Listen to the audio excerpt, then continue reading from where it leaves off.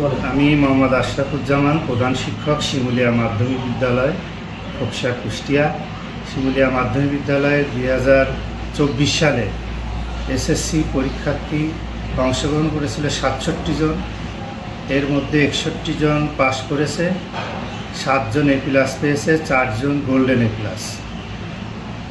পাশের হার 90.04। আমাদের রেজাল্ট প্রতি বছরই বরাবর এখানে ভালো হয়ে থাকে।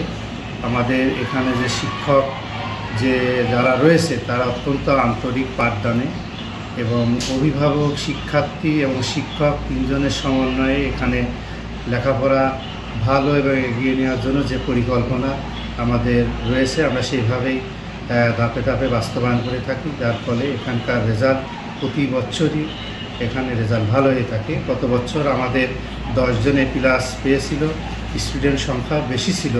এবার স্টুডেন্ট সংখ্যা কম, এ+এর সংখ্যাও এই জন্য কিছুটা কম। এছাড়া এই স্কুল থেকে যারা পাশ করছে পরবর্তীতে তারা ভালো কলেজে চান্স পেয়েছে। বিশেষ করে আমাদের এই 24 সালে এই বিদ্যালয়ের একজন ছাত্র মেডিকেলে চান্স পেয়েছে, আবার কেউ ইঞ্জিনিয়ারিংয়ে চান্স করেছে। এই স্কুলের ছাত্র কেউ ইন্ডিয়াতে অ্যারোনটিক্যাল যে ইঞ্জিনিয়ার সেটাও তারা করছে।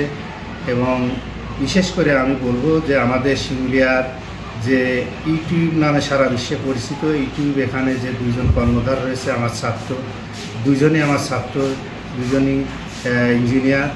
তারা তাদের পরিশ্রম এবং পরিকল্পনায় ইউটিউব প্রচেষ্টা তারা গড়ে তুলেছে। এই ছাত্রদের নিয়ে এই বিদ্যালয় এবং এই শিমুলিয়া এলাকাবাসী অত্যন্ত গর্ব করে।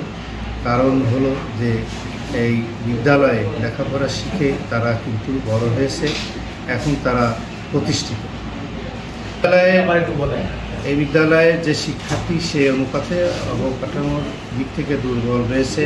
এই বিদ্যালয়ে 2021-22 অর্থ বছরে এখানে 4তলা ভবনে, একতলা একাডেমিক ভবন বরাদ্দ পেয়েছে, কাজ শুরু হয়েছে, কিন্তু এখনও এই বিল্ডিংয়ের 40% কাজ এখনও বাকি রয়েছে।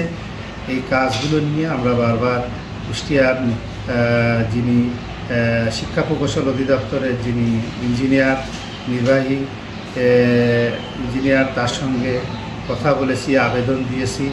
এই বিষয়টা উনি বারবারই আশ্বস্ত করেছেন যে আমরা চেষ্টা করছি এই কাজটা শেষ করার জন্য, কিন্তু তারপরেও কেন যেন এই কাজগুলো থমকে আছে আমরা জানি না। তা আমরা আপনাদের মাধ্যমে আমরা আশা করছি যে শিক্ষা প্রকৌশল অধিদপ্তরে যারা রয়েছে তারা বিষয়টি অত্যন্ত গুরুত্ব সহকারে নিয়ে এই বিদ্যালয়ের এই ভবনটি অতি দ্রুত সম্পন্ন করে এই এলাকার শিক্ষার্থীদের একটা ভালো এবং সুন্দর পরিবেশে তারা যেন শিক্ষালাভ করতে পারে, এই বিষয়টা আমি আপনাদের কাছে আবেদন রাখছি। আপনারা এই বিষয়টা অবশ্যই একটু গুরুত্ব সহকারে আপনারা দেখবেন। যে আপনারা যেহেতু এদেশের জাতি গঠনে যেমন শিক্ষকরা ভূমিকা রাখে, এদেশের উন্নয়নের পারিবারিক, সামাজিক, দেশের উন্নয়নে সাংবাদিকদেরও অনেক ভূমিকা রয়েছে। তাই আমি আপনাদের কাছে অনুরোধ করব যে আপনাদের মাধ্যমে যাতে আমাদের এই বিদ্যালয়টা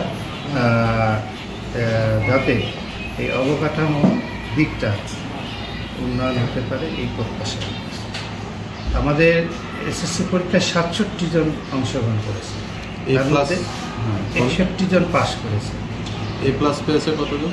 এ+ পেয়েছে 7 জন, এর মধ্যে 4 জন গোল্ডেন এ+ পেয়েছে, আর্টস, কমার্স এবং সায়েন্স। রেজাল্ট নিয়ে আমরা খুশি। কারণ হলো এখন যারা ফেল করেছে এটা তাদের দুর্ভাগ্য, এক সাবজেক্টে ফেল করেছে এরা, কিন্তু তাদের কথা যে এই সাবজেক্টগুলো তাদের ফেল হওয়ার কথা না, তারা আবার খাতা চ্যালেঞ্জ করেছে, ফিস জমা দিয়েছে। এখন অপেক্ষায় আছে যে রেজাল্টটা কী আসে।